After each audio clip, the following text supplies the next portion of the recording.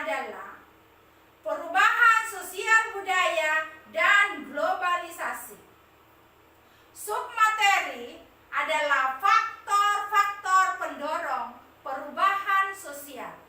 Buku yang kita akan gunakan adalah buku terbitan Kemendikbud Ilmu Pengetahuan Sosial kelas 9 SMP MTS revisi 2018 dan buku-buku penunjang lainnya. Tujuan pembelajaran kita adalah diharapkan siswa dapat mengidentifikasi faktor-faktor penyebab perubahan sosial budaya. Nah, sebelum kita masuk materi inti, ada baiknya silakan simak tayangan video singkat berikut. Ibu, sini Bu, cepat Bu. Ada apa sih kok teriak-teriak? Ini loh Bu, di TV ada lagi HP terbaru Bu. Oh, iya kah? Sekarang banyak betul model dan merek HP ya Bu. Ya itulah salah satu faktor pendorong terjadinya perubahan sosial, Nak. Kalian bersyukur karena sekarang banyak sekali perubahan yang baik. Iya Bu. Tapi jangan lalai, Nak. Semua penemuan baru itu harus digunakan dengan baik untuk tujuan yang positif, oke? Oke Bu. Nah, anak-anakku sekalian, demikianlah tayangan video singkat yang menceritakan beberapa faktor yang berhubungan dengan terjadinya perubahan sosial. Nah, mari kita lihat lebih lanjut faktor-faktor pendorong terjadinya perubahan sosial. Faktor-faktor pendorong terjadinya perubahan sosial. 1. Bertambah jumlah penduduk karena adanya kelahiran dan imigrasi penduduk. Berkurangnya penduduk karena adanya kematian dan emigrasi penduduk. 2. Penemuan baru seperti aplikasi gadget, mobil pintar. 3. Adanya konflik antar individu, konflik antar suku, dan konflik kepentingan. 4. Terjadinya pemberontakan untuk perebutan kekuasaan. 5. Perubahan lingkungan alam seperti menanam pohon. Juga karena ulah manusia seperti penebangan hutan secara liar tanpa disertai dengan pelaksanaan reboisasi, serta faktor-faktor alam seperti gempa bumi, tsunami, gunung berapi, tanah longsor, dan banjir. 6. Adanya peperangan dalam rangka perluasan wilayah dan kekuasaan. Nah, anak-anakku sekalian, kita akan masuk ke dalam pengaruh kebudayaan masyarakat lain. Yang pertama, difusi. Difusi adalah proses penyebaran unsur-unsur budaya, baik berupa alat, ide, atau gagasan dari satu pihak ke pihak yang lain, tempat lain, dan masyarakat lainnya. 2. Akulturasi. Akulturasi adalah percampuran kebudayaan asli dengan kebudayaan asing yang lambat laun akan melebur dan menyatu dengan kebudayaan asli, tetapi tidak menghilangkan ciri kebudayaan lama. Contoh, akulturasi Masjid Menara Kudus yang merupakan akulturasi antara Islam dengan Hindu, di mana fungsinya sebagai masjid dan ciri fisik bangunannya menyerupai bangunan pura agama Hindu. Nah, yang ketiga adalah asimilasi.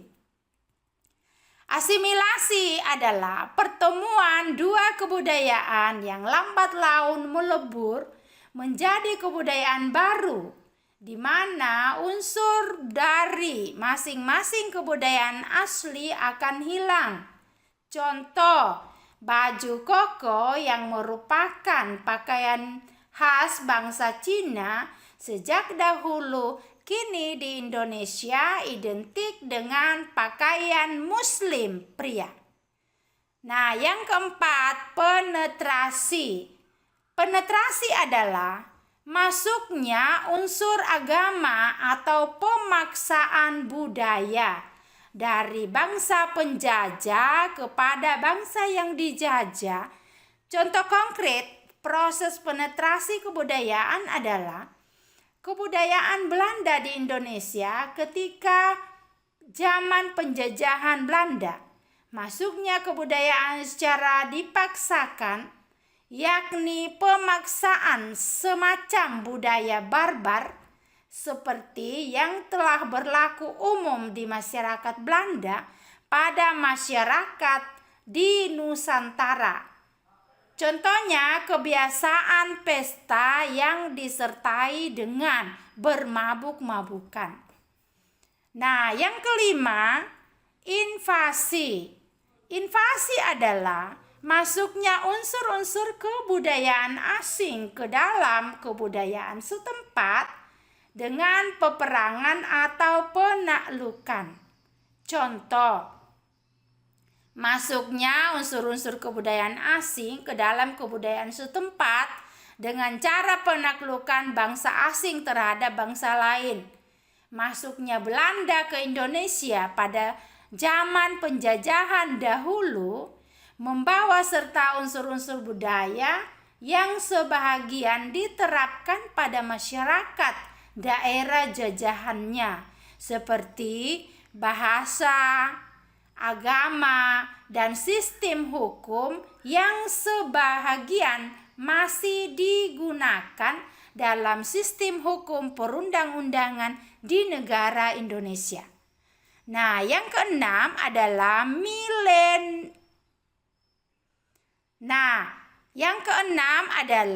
milenarisme.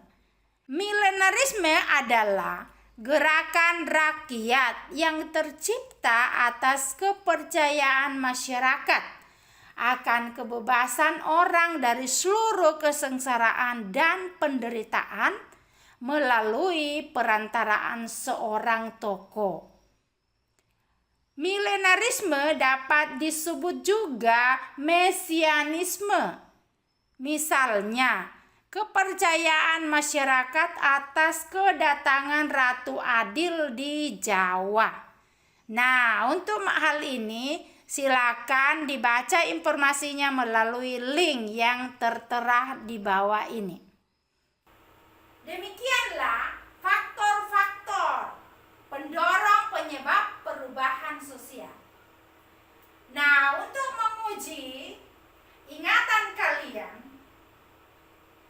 dan lebih memahami materi ini, silakan kalian mengerjakan lembar kerja yang Ibu sudah siapkan, di mana di sini ada 3 pertanyaan yang harus kalian jawab dengan baik dan benar.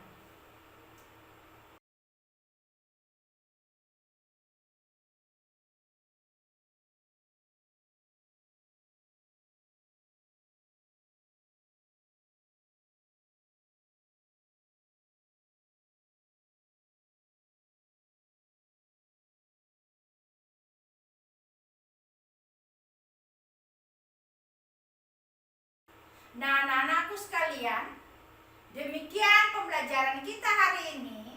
Sebelum Ibu tutup, kita akan merefleksi proses kita belajar hari ini. Ibu akan mengajukan pertanyaan. Yang pertama, apa sajakah yang kalian pahami dari proses pembelajaran kita hari ini? Yang kedua, hal-hal apa sajakah yang masih membingungkan atau belum kalian pahami? Nah, anak-anakku,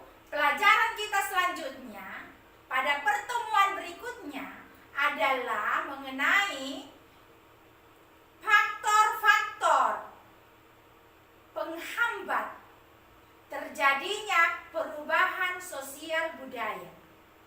Silakan baca buku, paket yang ada di rumah, mencari bahan-bahan dari situs internet, sehingga kalian bisa menyiapkan diri untuk belajar pada pertemuan berikutnya.